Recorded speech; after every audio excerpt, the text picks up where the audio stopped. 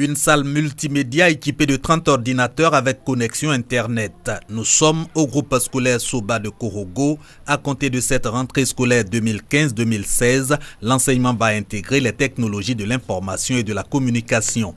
La mise en place de cette salle multimédia dans cette école primaire traduit l'extension dans le primaire du projet e-éducation déjà en vigueur dans le secondaire. C'est une initiative du ministère de la Poste et des technologies de l'information et de la communication qui entre dans la vision du président de la République, celle de faire de l'éducation ivoirienne la plus performante et compétitive d'Afrique. E-éducation qui vise à d'abord équiper en matériel TIC, ensuite à connecter tous les établissements scolaires publics de Côte d'Ivoire, du primaire et du secondaire, de façon à faciliter et améliorer les conditions d'apprentissage. L'analphabète de demain est celui qui sera ignorant des TIC. Et il est connu là aussi que dans quelques années seulement, dans 5 ans, plus de 3/4 des emplois dans le monde vont nécessiter un minimum de connaissances des TIC. Bruno Koné exhorte les acteurs du projet e-éducation à une utilisation efficiente des salles multimédia pour la formation des élites de demain. Le projet e-éducation, initié il y a 2 ans, concerne les ministères de l'Éducation nationale et de l'enseignement technique, de l'enseignement supérieur et de la recherche scientifique et celui de la formation professionnelle. La Côte d'Ivoire est l'un des pays les plus touchés par l'infection du VIH-Sida en Afrique.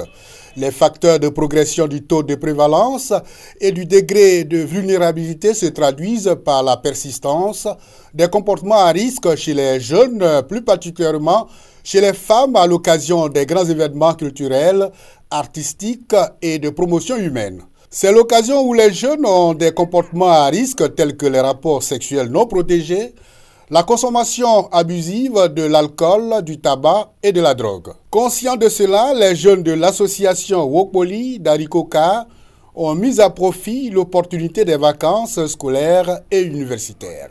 Une campagne de sensibilisation visant à promouvoir l'adoption des comportements à moins de risques à leur actif à boucler les activités marquant la fin de leurs vacances, une action appuyée par l'UNFPE. Depuis la crise, notre zone est restée en marge de toutes les sensibilisations, de beaucoup de sensibilisations.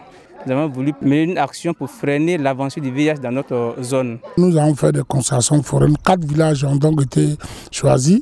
Il y a le chef-lieu de sous-préfecture de Arikoka, il y a le chef-lieu de sous-préfecture de Nijeka, il y a le village de Sepika et le village de Kanaolo où nous avons mené toutes ces activités, des concertations prénatales, postnatales, ainsi que les dépistages de lésions précancéreuses du col de l'utérus et surtout la formation des prestataires. Avec cette sensibilisation, le milieu des jeunes ruraux connaîtra la réduction des grossesses et mariages précoces, non désirés, des nouvelles infections à VIH et les fléaux sociaux. Elles sont de l'enseignement supérieur, de la marine, de la police, des entreprises privées, de la grande administration, des organismes internationaux et de bien d'autres secteurs. Ces femmes, répondant à l'appel du ministère de l'Emploi, des Affaires sociales et de la formation professionnelle, se sont retrouvées dans le cadre de la journée de promotion du genre JPG. Au menu de ce rassemblement, débattre des disparités, surtout dans le secteur industriel. Pour nous, c'est un peu un temps de bilan, c'est un break pour échanger et voir comment changer les paradigmes et comment amorcer la Côte d'Ivoire vers, comme on dit, 2020. La JPG vise à faire adopter l'approche du genre comme un outil de travail et encourager l'intégration des filles dans les filières industrielles. Pendant que les petits garçons sont en train d'étudier, les petites filles font la vaisselle. Pendant que les garçons vont à l'école, les petites filles vont accompagner leur mère au champ. Pendant que les garçons s'exercent à ce qu'ils pourront devenir plus tard, notamment pour le thème du jour, d'évoluer dans le secteur industriel, les petites filles sont exclues dès leur bas âge par nous les parents. C'est la raison pour laquelle nous disons que c'est nous les parents qui devons corriger. La manifestation a eu le soutien de plusieurs partenaires, dont la Fondation Friedrich Ebert, qui estime que le développement auquel aspire la Côte d'Ivoire ne peut se faire dans la discrimination. La fête de la Tabaski ou l'Aïd el-Kébir est la commémoration du sacrifice d'Abraham à Dieu. Cette fête est aussi un moment de découverte, de tourisme et de retrouvailles pour bon nombre de personnes à Abidjan. En quête de convivialité, ces personnes se ruent vers les points attractifs. Au parc zoologique d'Abidjan, l'ambiance était à son comble. Vêtus de leurs plus beaux vêtements, enfants, jeunes et adultes ont pris d'assaut ce parc animalier. C'est la fête de Tabaski, grande fête de musulmans. Donc tous les enfants ont envie de voir les animaux profiter le jour aujourd'hui. Pour la fête depuis matin, mon enfant, quand les papas allaient voir les animaux. D'habitude, je voyais les animaux à la télé. J'avais vraiment envie de voir ça de mes propres yeux. Donc, quand on m'a dit que j'étais venue ici pour voir le zoo, j'étais très contente. Cette grande surface dans la commune de Cocody n'échappe pas aux visiteurs. Si les autres jours sont faits pour les achats, ce n'est pas le cas pour ces visiteurs du jour. On a choisi de venir comme les enfants. Chaque fête, ils veulent voir le coin. Bon, comme souvent on ne sort pas ensemble comme il faut. La raison pour laquelle cette année il fallait qu'on sorte, la raison pour laquelle nous avons appelé, dit qu'on puisse sortir ensemble. J'entends parler d'ici quoi. Donc je vais venir découvrir le coin pour voir. Fanta, accompagné de ses sœurs, découvre pour la première fois ces lieux. Une séance de photos donc pour immortaliser ce moment. La fête de la Tabaski célébrée le jeudi 24 septembre aura été pour ses visiteurs un jour des plus chaleureux et inoubliables.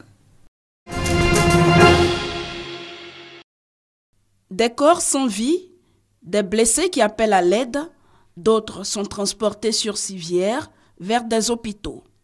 Au total, plus de 700 morts et autant de blessés. Le pèlerinage à la Mecque a connu l'un des pires drames de son histoire, une tragédie qui s'est produite à l'occasion du rituel de lapidation de Satan entre un groupe quittant le site et un autre qui y allait.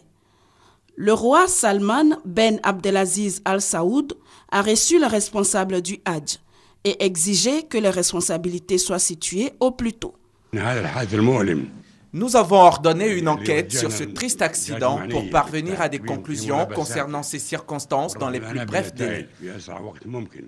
Le roi Salman a également annoncé une révision des plans d'organisation du pèlerinage et des trajets des fidèles.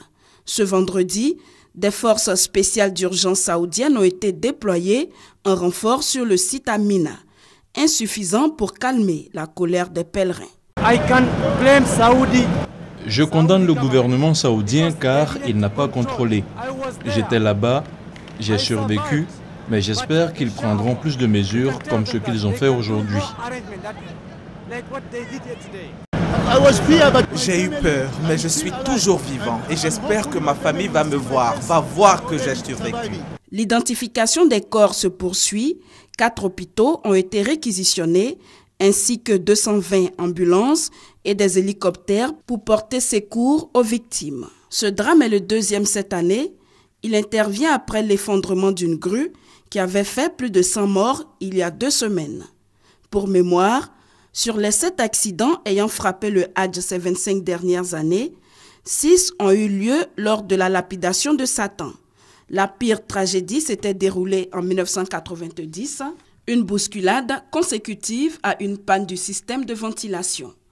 1426 pèlerins avaient péri, tous asphyxiés.